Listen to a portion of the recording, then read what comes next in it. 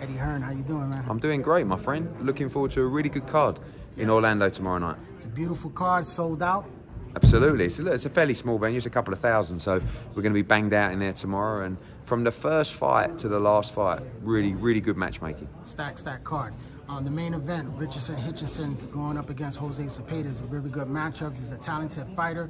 This is a fight that we're looking forward, an outcoming party for him. Yeah, I think Richardson believes that he's of the same ability and same schooling as Shakur and Tank and Devin, and I think he might be right. But this is the kind of fight where you're going to see it.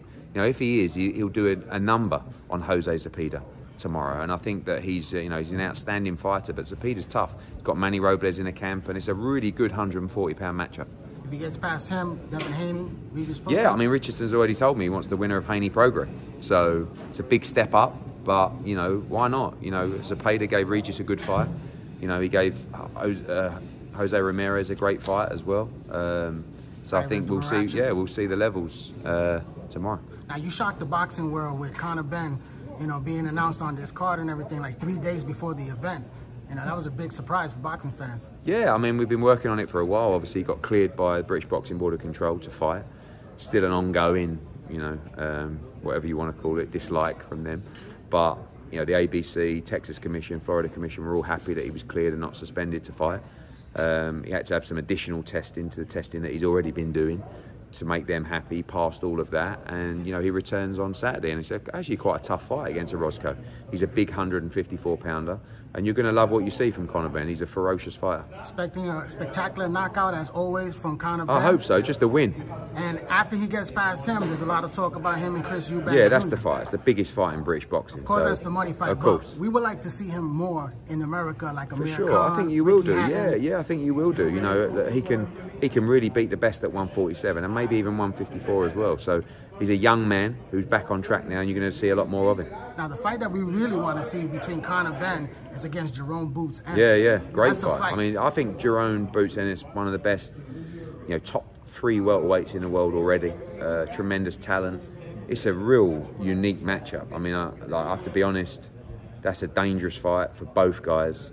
Conor obviously has been out of the ring for 18 months, so let him handle business on Saturday, then probably fight Eubank in December and next year. I know he's up for all of the top 147-pound names.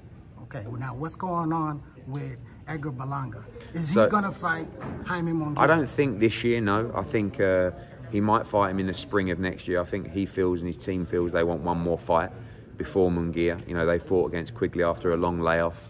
I expect to see him back in the ring probably early next year now, but he still needs to be in a big fight. Obviously he has a big deal with us. He's on a lot of money, and we want to see him in a real fight. So we'll be putting some opponents to him, but I would still like to make sure we can make the Munguia matchup.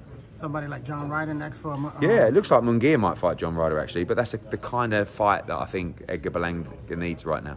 Danny Jacobs in the picture with Possibly. him? It's the same manager, a lot of the same team. So yeah, we'll have to see. Now Deontay Wilder and Anthony Joshua.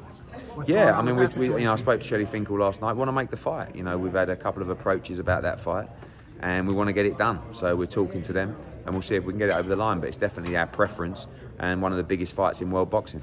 A lot of people don't give you credit for allowing Devin Haney to go on and become undisputed, going over to the other network with ESPN and Bob Arum and becoming the undisputed champion. And now he's come back home to the zone to fight Regis Prograis. Yeah, it's an amazing feeling. I mean, obviously we've got to just get that over the line and announce it next week. But if we can bring Devin home, he always told me he'd be back. So he's a man of his word. That's beautiful. One more question. Yeah. This question is what you think about Canelo Alvarez versus Jermell Charlo? Yeah, I can't believe it's next week. It's come around real quick, hasn't it? I think Canelo Alvarez wins by stoppage. I think if he's not the same fighter, I think he'll struggle. But I think he looks focused, looks strong, and I expect him to win late in the fight. But it's a good fight. Thank you. Cheers, mate.